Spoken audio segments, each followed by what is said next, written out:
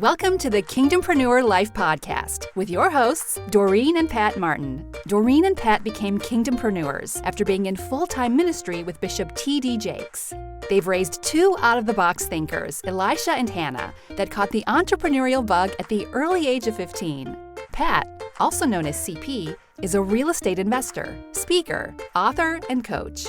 Doreen, or Raw Doreen as some know her, is a board-certified holistic health practitioner and business strategist. Together, they became top income earners in their network marketing company. They are passionate about giving you tools, ideas, and inspiration to take action in your business and spiritual life. Each week, they'll bring you an inspiring person or message to help you live a God-centered, holistic life that is uncluttered and rich with purpose. And now here's your hosts, Doreen and Pat. Okay, welcome to episode number 7, our podcast family. Boy, I'm glad you're keeping track of the numbers. Yeah, you know I do. I keep track of numbers. Yes, you do. I know how many sticks go in my dam because I'm a beaver. And each stick goes precisely the way it needs to. Well, I wasn't thinking about that. I was thinking more like you. We're talking about the Personality types. Personality types. That's something we run our family by. The otter, lion, beaver, golden retriever. Was it focused on the family that does that? Yeah. No, not well, the doctor, the personality, or the doctor, I forget Chapman. Okay. Yes. So we run our family by that. We know what our personality types are as a family, which gives us grace for when somebody wants to be a dam builder, an architect, engineer. That's the beaver, because beavers, there's only one way to build a dam, and that is the beaver's way, because there's only a certain place that particular stick needs to go in that dam, and we can't put it in any other place. You know, that's right. So anyway, that personality test is a great thing to do for you with your family, because when that personality gets on your nerves, you can just go, oh yeah, that's why they act, because they are a beaver. Well, and that would be my one of my personality types. Is I'm a beaver. The main one. The main one. And how we know that that's not my personality type? We know it's not yours. His main one is otter. If you just think about an otter in the water, playing, splashing. They're very social creatures. They have fun. They don't have to get anything accomplished. They just have to play in the world. Oh, they get stuff accomplished. Please. There's more than one place to put the stick in the dam. Okay. We got off track a little bit there, but anyway. Today's episode, we are going to talk about some more stories, because we love sharing stories with you. We hope that our life inspires you, that you get something that propels you forward in your journey with the Lord from hearing a little bit about our adventure. Our life of faith, stepping out in faith, being down here in Ecuador. Absolutely. So today's verse is Jeremiah 29:11. Read it, babes. Read it. This is out of the Good News Translation. Guys, we like using all different translations, so don't think, oh my God, they did King James last night. Well, this is good news. It says, I alone know the plans I have for you, plans to bring you prosperity and not disaster, plans to bring about the future you hope for. Love that. Oh, I do too. That brings you such peace to know that God is saying this, that He alone knows the plans that He has. But the plans He has for us are to prosper us and not disaster. Plans to bring about the future you hope for. Well, the reason why we thought of that one is because we're going to share in just a minute. We're going to share a couple other things first. But in just a minute, we had to change our plans, and sometimes when we make plans, like you do, I do, everybody does, sometimes they don't work out quite the way we planned for, and we have to take a step back and go, okay, Lord, what are you doing? And know that His plans may be not our plans. Our plans might not be exactly His plans, but we might have to adjust, rearrange, and make the most of a situation or circumstance. And so we'll share something that happened.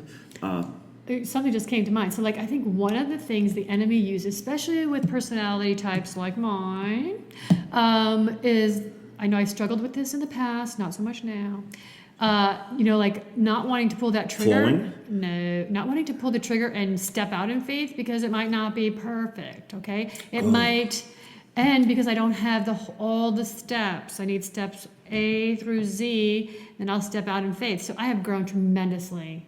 Oh, guys, In this area. listen, she would aim. It's like, my motto is, you shoot first, aim later. Doreen's motto is, you aim a little more, and then you keep aiming, and then you need to figure out what time do you need to pull the trigger after you even aim some more. All that is rooted in fear, I hope you know. So I have less fear today, and I'm able to move out in faith. And you know what? If it doesn't work out, it's okay. Yeah. It's okay. At least I'm just moving, flowing. right? Yes. Joyce Meyer, I remember, used to say something like, I don't know, is it God can't steer a parked car, or do it afraid? I don't know. She had a good saying, like, just do it afraid. I don't know. You listen to her. Yes, I like her. Okay, so let's talk a little bit about Grammy Gummy. Grammy Gummy. What are you talking about? Joyce Myers has the voice of Grammy Gummy. From the Gummy Bears, the cartoon. Never I seen the love cartoon. Joyce. I told her that one time. Okay. Let's talk about, we're going to talk about Piper again. And you know what? I'm going to get Piper, our daughter, Hannah, on a podcast with you. Oh, yeah. And we're going to, after you hear all these stories about her, we're going to interview her and let her tell her side of the story. For you that might be confused, we say Piper, Hannah, that's the same one. It's Hannah Crinjocelyn Piper Martin. So we affectionately call her Piper in the family, and she will affectionately tell you, don't call me Piper in public, call me Hannah. She used to talk a lot as a kid, and we used to always tell her, pipe down, Piper, which means like stop talking. That's how she got Piper. Okay. Okay, so Which one do you want to cover here? we got our notes that the otter made today. Let's talk about Piper finishing school. Okay. And coming down here. So back in December, when we had planned to move to Ecuador, Hannah decided that this was something she wanted to do. She wanted to move halfway through her senior year. She didn't want to finish out school and then move. She wanted to leave early and finish school online. That was what she wanted, but then as it got closer to that happening, she started getting some anxiety, some stress about it, and some doubt because people around her, her peers, her teachers, people that she worked with, started sowing seeds of doubt, just like the enemy will do when you are focused on something, when God has given you something to do. She knew in her heart that this is what God wanted her to do, but then the peer pressure and people around her were telling her, no, that's not a good idea. You're going to not graduate. You're going to drop out. You're not going to amount to anything. This is a crazy idea. Don't do this. And she was hearing this over and over and over again by people that were, of influence. Yeah, influence in her life, such as her teachers. So let me interject this. Yeah. She made the decision back in August when we got back. August, September, she goes, Dad, let's go for it. Let's do it. And we sit down, we have the family meeting.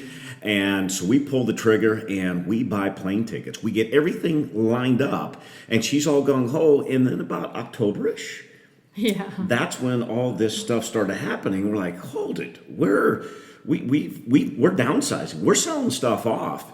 And now she wants to back out.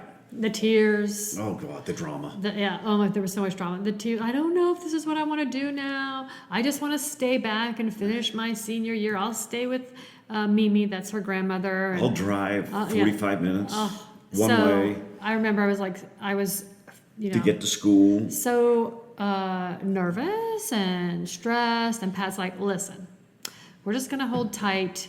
She's going to come around. Let's just keep moving forward. We're not going to force her and tell her executive decision, you're crazy and you're just going to go with us. So she ended up coming. And on her own. On her own. And when she got down here, she flourished. She knew she had made the right decision. She was back in her environment. She felt the peace of God being down here and everything. And the love of the culture. Yeah. And so she did her online school, which she finished like a month early. Well, she finished 2 classes in her first 2 months. By the end of February, she's done, and the rest of her classes she was done by, March and April. And so she learned, the lesson that she learned during that time was like to stay focused on what God had placed in her heart and not let others talk you out of what you know God has for you. Because it may not look like what everybody else is doing, but that was a real lesson of faith for her. And God's plans. Yeah, and hearing God's voice and knowing that sometimes even hearing God's voice and doing what you feel God is calling you to do, you're going to hear opposition. You're going to feel opposition. And so that was a really good lesson for her. But anyway, so she finished her online school. I think what'd she get? She got all A's and 1B. All A's and 1B. She flourished. Also, at the same time that she was doing her online school, she decided, I have a doctor friend that I work with down here in Ecuador. Share about Doc. Our first month we were here, I think I got sick and I was looking for alternative, treatment. And he is a doctor from the States, but he came down here with Doctors Without Borders, and he was trained in Oregon, right, babe? Oregon, Chicago, and Texas, but a lot in Oregon. And he's an MD. He's an MD. He's an internal medicine doctor, but he also has alternative holistic therapies, homeopathic, acupuncture. Like, he would be considered a functional medicine doc in the States. So I found him down here. He's an hour and a half away from where we live. I went and I got an IV treatment, and I was feeling better. And we became really good friends. We're still friends today. I work with him today. I work on the nutrition side of his practice and helping to recommend nutrition for his patients. Babe, I work with him too. You do? Yes. What do you do? Karaoke. Yes. We do karaoke together. Pat and Doc, they are karaoke partners. Karaoke kings. And they do karaoke together. Oh, yeah. Again, the otter, the beaver, see, he's playing, and him and Doc are having fun doing karaoke. I'm working and helping patients too. That's late at night. We do karaoke. But anyway, so Doc and I are really good friends.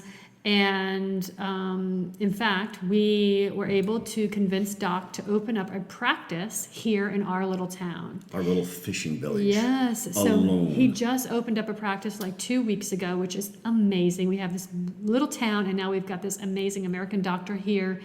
And he's also helping with the children up at the orphanage and willing to do medical care for them. So that was another huge door that God made possible for us in this little town. Anyway, so he, in his new office here, he needed a nurse's assistant, and he asked Hannah if she would be willing to go to school and learn how to be a nurse's assistant so that she could help give IV treatments and help him in his office.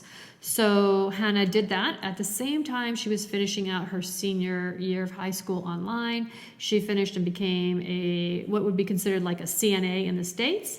And she, of course, the whole time she's practicing on her dad. You can talk a little bit about that. Well, just simply, I was her human pincushion. Both arms, my hands, arms, the IVs, and poking me all over to find veins. Yes. She was cute. She did really good, though. Not on her brother, though, because her brother turns green and passes out. She loves all that stuff. I never thought she would, but she does. It's crazy. I know. She watches some crazy Dr. Pimple Popper or something on YouTube. Ugh, it's disgusting, this doctor. And also the Dr. Miami guy that does all that. She watches all that crazy stuff. Why she's eating dinner or lunch and a sandwich. She's got the sandwich in one hand and the video rolling in the other. Yeah, so super proud of her for finishing out her school, and of course, she's going to try her hand at being a CNA and see if she likes it. Doc thinks she would make an excellent doctor. She's thought about going to school to be a doctor. What kind of doctor does she want to be? The skin. Dermatologist. Really? Yeah, she wants to be, but she's not sure. So she's going to try her hand at being a CNA, see if she likes just being in the field, and she'll figure it out. So we're not worried about Piper at all. She'll figure it out, and she'll do exactly what God is calling her to do. She's really super smart too. Mm-hmm. For sure. Okay, babes. What else? Oh well, let's just share. Our son. Let's talk about Elisha for a second. Sure. So Elisha, he owns his own business called Webinar Wizard. Started when he was 15. Really burnt out with it. Still runs it today, but that's not his passion anymore. Just dealing with these high-end clients and egos and so forth. but his passion is racing cars. So Elisha was supposed to come and join us in January, and he was finishing up one of his cars. He dropped a Corvette motor into a BMW, and he had to get that wrapped up. And so he was supposed to be here in January, and that didn't happen. He's supposed to be here in February, and that didn't happen. He finally shows up, finishes his car, sells the car, and sells everything he has, and he comes and joins us at the end of March. So what was that like, babe, having all your family, having the whole family now together? Yeah, it was great. We knew that there was like a missing piece with Elisha not being here, and now having him here just our family feels complete. And we know right now Elisha's in a place in his life, he's 20s, he'll be 26. Could be 26, yeah. Next month. Week. And so we know in our hearts as parents that God has him here to get him on the track that he needs to be on of what his passion is and what he's really passionate about doing. Because like Pat said, he's not passionate about what he's doing right now, which is online seminars, but it makes money for him. And I'm sure there's lots of you out there that feel the same way, right? You're stuck in a job because it brings you in money, but you know deep in your heart, like you're not passionate about it anymore. And so that transition of going from a place where you're bringing income in, but you're not fulfilled, to this is what I'm really fulfilled with, or this is a passion that I have, how can I make money doing that? That transition, that bridge to cross over sometimes is difficult. Wouldn't you say? Oh, yeah. So that's where Eli is right now. He's crossing over that bridge. He's trying to figure out, what am I really passionate about? What is it that God has for me to do?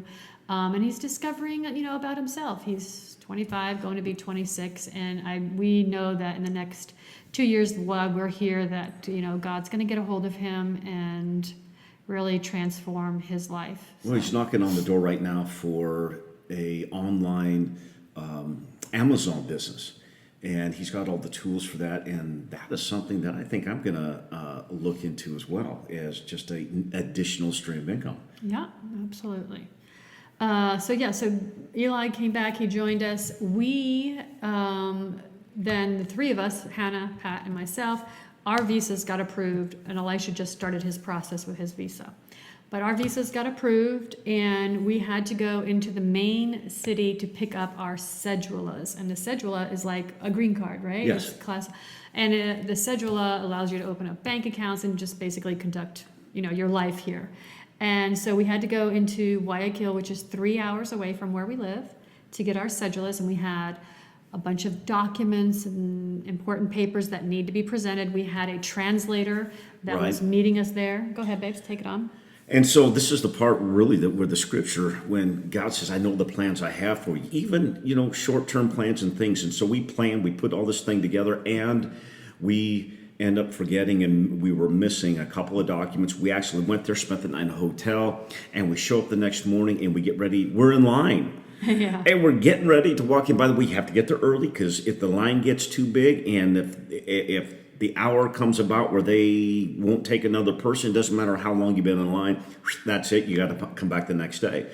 So we were there early, our translator's there, she wants to make sure we have everything, and we start looking for a set of documents that we actually forgot it in Doc's car. And Doc had already driven back 3 hours back to the coast, back to the beach. And he was doing some stuff in town anyhow, so he brought us in and dropped us off, and we left them sitting on the seat in his car. And so we're like, oh. So we had to rearrange our schedule to make the best of it and the most of it. Let me interrupt this, because back in the day, if something like that had happened, I know where you're going with this. No, you don't know where I'm going, so don't act like you do. We would have been really cranky with each other. We would have been like yelling at each other, like, oh my God, how could you have forgotten this paper? Because, I'm the one that forgot the paper in Doc's car, not But Pat. before that, it would always be me. It was always me. That would forget stuff? Yes. Because your personality is such that sometimes you forget things, you're not as detailed. But anyway, so I forgot the paper, but it was like, we just stood there for a minute, all of us as a family, and we were like, okay, what do we do? No big deal. We get to see the town. the Lord has changed our heart so much and given us such peace in how we look at things and how things unfold, that we stood there for a minute. We were like, okay, now God's got something in store for us because we're here an extra day. We don't have this paper. It's going to take us 24 hours to get the paper. We're going to have to come back tomorrow. So let's just flow with it. And that's basically what we did as a family. We were like, okay, let's flow. We now know there's a courier service that can pick something up and bring it to wherever we need it to be because they don't quite have FedEx here. And it was... we think we walked around the town that day. We got some extra sleep. We worked out. We did some self-care day, because we had been running. So that day, because we stayed at a hotel, we went to the gym and we had some self-care. We had some great food. It was just a beautiful day. We walked in the park, and it was like God's like, I'm just going to give you a day of rest and give you guys to slow down for a day. And I think you and Hannah went shopping, and I sat in that little restaurant and I watched a football soccer game, and just had a blast. It was really, really fun. Okay. Then we come back here, and we decided that one of the things we wanted to do for the orphanage is put on a back-to-school bash. Be the fun parents. Yeah, because again, they start school in May. No, it was April. April? No, maybe it was May. Yeah, I think it was May. They start school, I think, in May, the beginning of May. That's right, it is. And so we were like, Pat and I were like, wow, wouldn't it be fun to put on a party for the entire orphanage? Because they've not had like a party for everybody there. They have, different birthday parties and for like maybe the 5 and 6-year-olds or whatever. But this was a party that we wanted to put on for the whole orphanage. And so Pat and I sat down, and one of the things we were like telling the Lord, we're like, Lord, we want to, do this, but we don't want to be the ones that carry it all. Like, we don't want it all on our shoulders. We want to empower the community to help out, give back, and let them take ownership of this orphanage that's in their town, so that, when Pat and I leave, if we leave, that the systems, again, that we put in place can still be happening. So talk a little bit about the back to school bash and putting that together, because you were the main person that was gathering the speakers, connecting with the people in the town. That was kind of like your lane. Well, we needed, so we empowered the people, and we got people involved. We, basically recruited and enrolled them to help with the speakers. We decided to have a DJ. So we even got a DJ to donate us time. He came up and DJ'd for us, but he didn't have a speaker and a sound system. So we found somebody else that had the speaker. Then we found somebody else that had the microphone. And so we did that. We also had to get, I met a guy that has ice. He sells ice and brings ice to all the restaurants. And he's got these freezers strategically located in a couple different places. So he donated all the ice and delivered the ice for us, which was pretty darn cool. And we got a couple restaurant owners to come up and help out, and just to engage them and involve them so they can fall in love with the kids like we have. And so guys on my soccer team, to even one guy that does something with the comuna. They call it the community, but they call it the comuna down here, which is like the local political group of people that govern like the little town. And so one of the young guys of the comuna came up and said hello and thought it was great. And he said, man, I've heard about you. I've heard about you in town, and I've been wanting to meet you. And the guy comes up and sees what we're putting on. So we had piñatas and candy, to a big cake and pizza and Coca-Cola. And then I think the magic of it all was with a song called Dura. It sounds like I said Duda, but it's D-U-R-A, Dura. And it's a reggaeton song, Hispanic song, and the girls wanted to hear this song because they started dancing to it. And they have this dance that they did. And it was just, and go to our Facebook pages and you can go back and you can see, I videotaped my 2 little girls, they're probably 3 and 4 years old, doing, I think they learn how to dance before they can walk, and they do this dance. And it's just, We had such favor that day. Like we had a dentist, a local dentist here Hannah invited to come to the back to school bash because she's got braces on her teeth now. And so she invited him to come and give back. And so he came and gave back. He said he would treat the kids' teeth. We had our Dr. G. He came. Tell about the person he brought. Yeah, he brought a lady that owns all the pharmacies. The pharmacy, the Cruz Azul pharmacies in all of Ecuador. And she came and she was, giving back. Everybody was pitching in and helping. We were serving pizza. There's a pizza company in town, and he donated the boxes, because here when you buy pizza, you also have to pay for the box. Okay, you can't just buy a pizza and get a free box. You buy a pizza and you pay $1, I think it is, for the box. So he donated all the boxes for the pizza. We had soda, we had toys that we gave away. And Pat and I donated all the money that went into doing all of this. But what we wanted was, we were willing to donate the money and the funds that it took to put this on, but we wanted the help. Exactly. We wanted the help from the community, and the community just came together. They helped. The kids were so blessed. They had so much fun. We gave away soccer balls, and it was just so fun to see the kids' faces light up, the kids just having fun being kids, eating pizza. We had so many pizzas. My goal was that every kid there could eat as much pizza as they wanted, because they're usually limited on how much pizza they could have. Maybe it's a half a slice each or something like that. And we had so much pizza. I forget that I ordered 20, pizza left over. Maybe 20 or so pizza pies that were 18 slices each. I don't really remember. But anyway, the kids, we had cake. I mean, they just had a party. And it was such a blessing just to see them partake in abundance. I wanted them to experience what it's like to have abundance. And I think they did that day. It was so beautiful. When they hit the piñatas and the candy, oh my God. And then they were just scooping up the candy and stuffing it everywhere they could. Yes, they could. It's so cute. Little shorts pockets and holding their shirts up. I know. It was adorable. We love being with those kids. They really minister to our hearts, for sure. Oh, yeah. So what's the scripture that we use today, baby? Okay, it goes Jeremiah 29:11. I alone know the plans I have for you. Plans to bring you prosperity and not disaster. Plans to bring about the future you hope for. Amen. So if you don't know what the plans are that God has for you, ask him today. God, what are the plans that you have for me? And even when you do plan something out and it doesn't go the right way, just remain sensitive to the Lord first and to others around you to make the best of it and not the worst of it. Make the most of it, and something good's going to happen. Amen. All right. Hey guys, we see love you on you the next all. one. See you on the next one. Praying for you. Dios te bendiga. Ciao. Thank you for listening to the Kingdompreneur Life podcast. Don't forget to join us next week for another inspiring episode. We'd love for you to head over to iTunes to subscribe and leave a review. We love reading all your comments. You can also connect with us on our websites.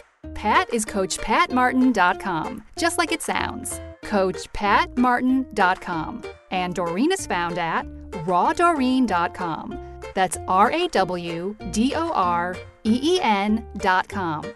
You can download your free gift that will help you live life uncluttered and rich with purpose.